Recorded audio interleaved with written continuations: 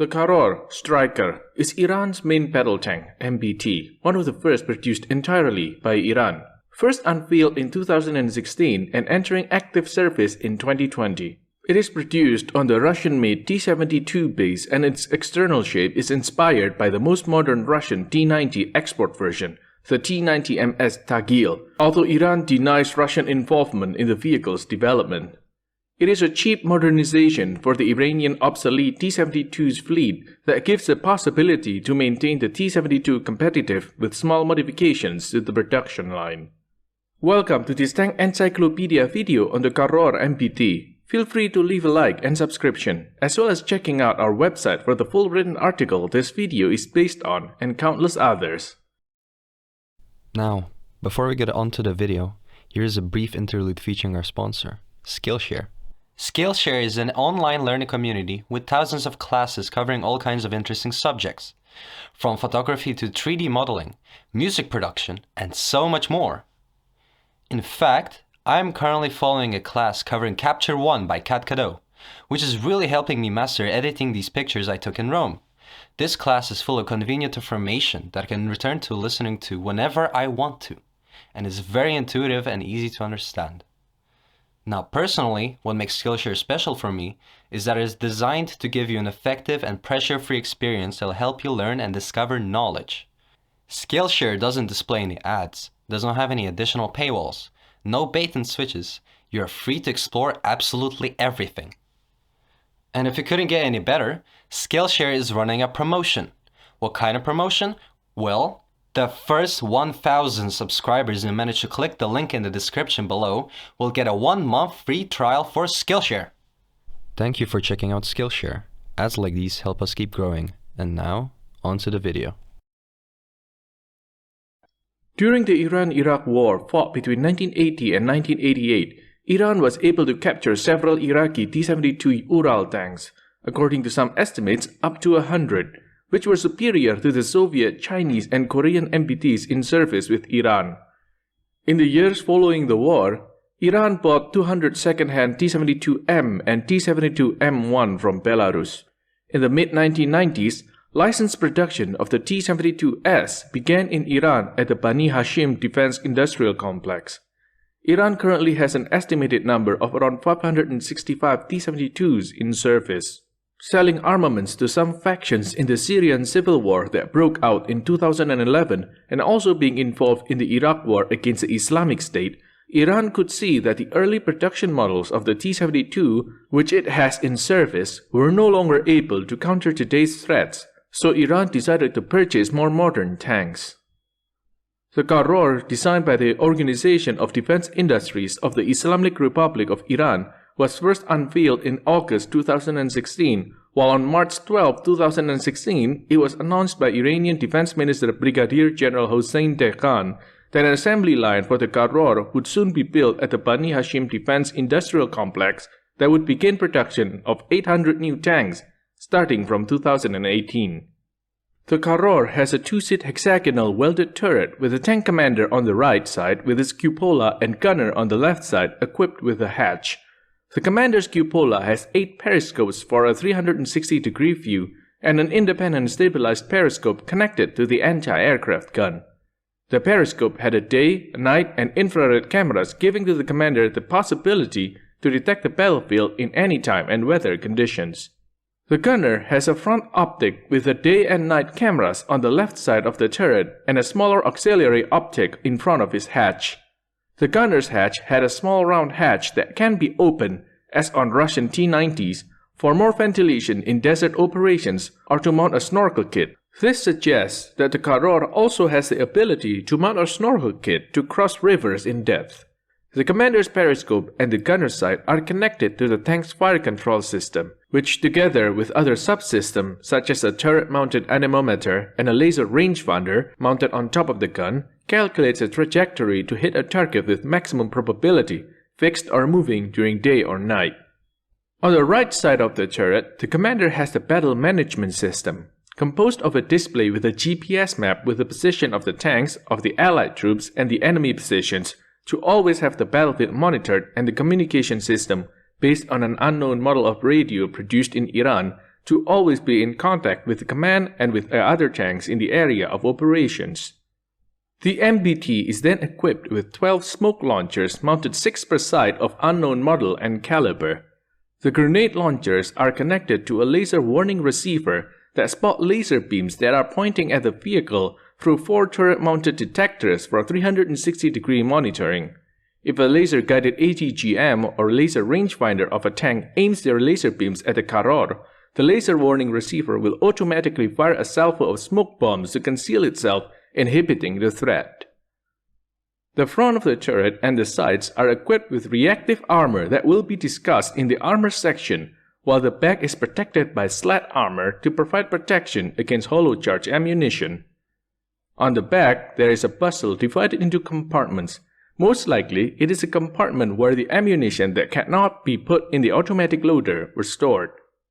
This puzzle is equipped with blow-up panels that, in case the compartment is hit, instead of triggering a chain reaction that would destroy the tank, it fans the power of the explosion upwards, outside the tank, saving the crew. The hull is divided into 2 compartments, the engine compartment at the back and the crew compartment where the automatic loader carousel and the turret basket are located in the middle and the driver at the front. The driver has a hatch above him and a periscope in front. Connected to a display has 2 cameras, probably day or night, 1 front and 1 rear for a much clearer view of the situation around the tank. He has 2 LED headlights for night driving. To facilitate his work, all vehicle data such as speed, fuel consumption, range, engine RPM are projected on a display for a faster and clearer reading. On the display is also projected a GPS map of where the Karrar is operating, giving the possibility to the driver to choose the best way to attack the enemy targets. Externally, the hull of the Karrar is very reminiscent of an updated T-72 or a T-90, with which in fact it shares most of the mechanical components.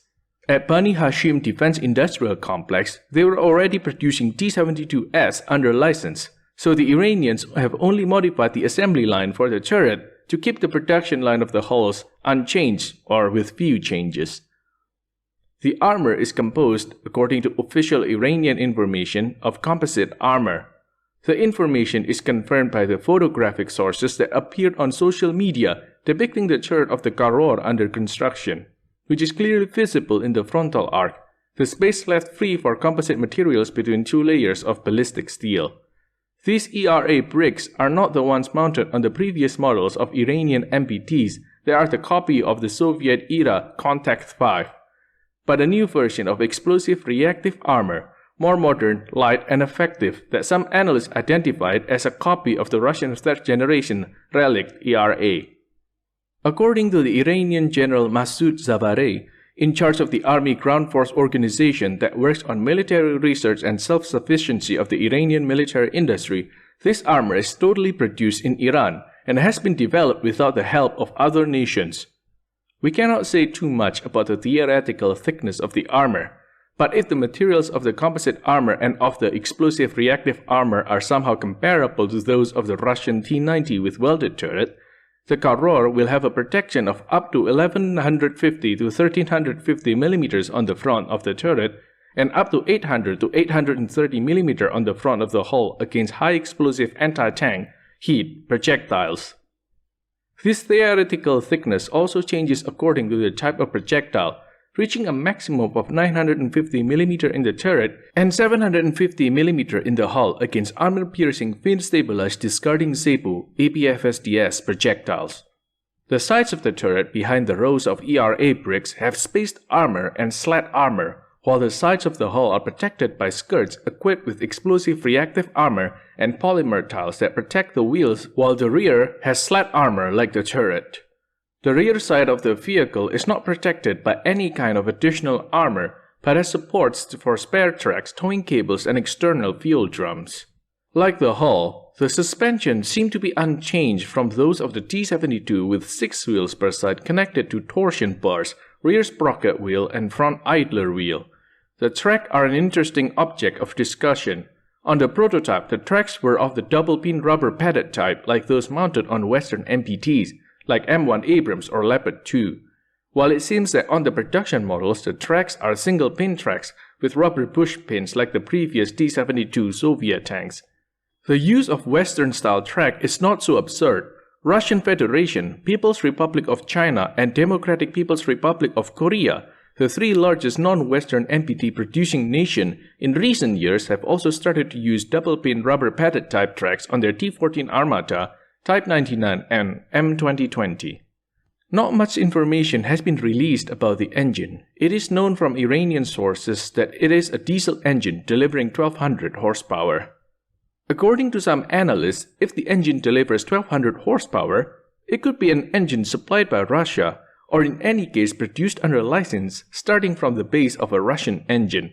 This hypothesis is supported by the fact that the engine used on the T-72S produced in Iran is 840 horsepower, and in Iran there are no reports of the production of a diesel engine with such characteristic and power.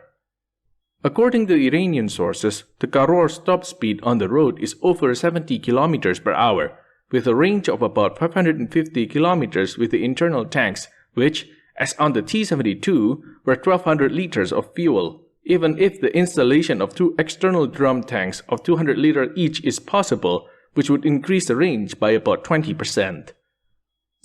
The main armament of the Karrar is a 125mm smoothbore cannon derived from the Soviet 2A46M L48, weighing about 2.5 tons and capable of firing any type of projectile developed for the Soviet 125mm cannon.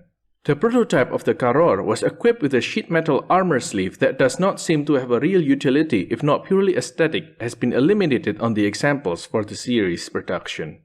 The maximum elevation of the cannon is plus 14 degrees while the minimum depression is minus 6 degrees.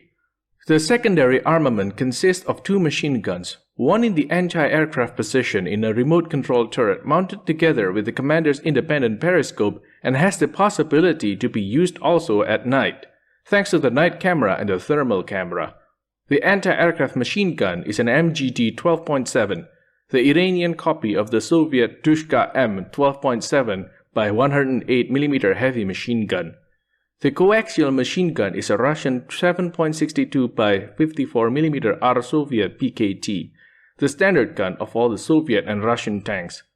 Some sources have speculated that the coaxial machine gun was removed given the sheet metal armor sleeve mounted around the gun, but on production models the presence of the machine gun hole is clearly visible. The Karrar's gun is capable of firing all 125mm ammunition developed over decades by the Soviets and manufactured under license in Iran. High explosive fragmentation fin-stabilized HE-FragFS munitions have a maximum range of 9,200 meters, while the APF-SDS munitions are effective up to about 2,000 meters.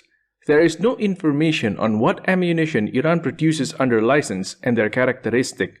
However, we can assume that like other nations using the 125mm, Iran employs in addition to HE-FragSF, many types of APF-SDS, many types of Heat-SF, and Shrapnel-SF munition.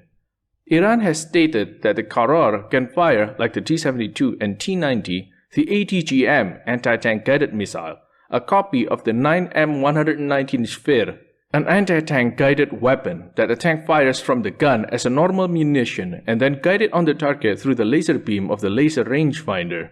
The Iranian missile called Tondar or Thunder, according to data released by Iran, has a maximum range of 4,000 meters and a penetration of 700mm RHA.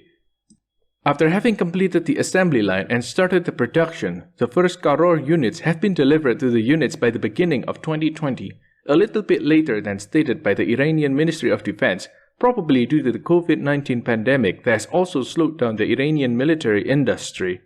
There is no data yet on the armored units to which the Karrar has been delivered. It is plausible that they will be delivered to units operating with the T-72 tanks to supplement them, and when production ends, replace them as frontline tanks.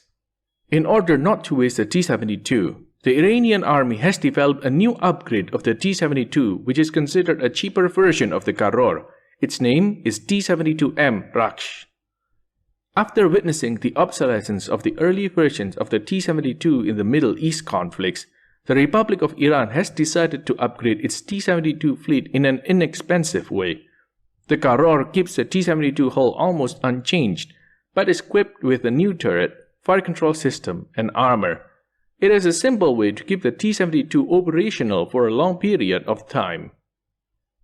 This concludes Tank Encyclopedia's video on the Karrar MBT. We hope you liked it. Don't forget to check our website and our Patreon. And until next time, keep us in your sights.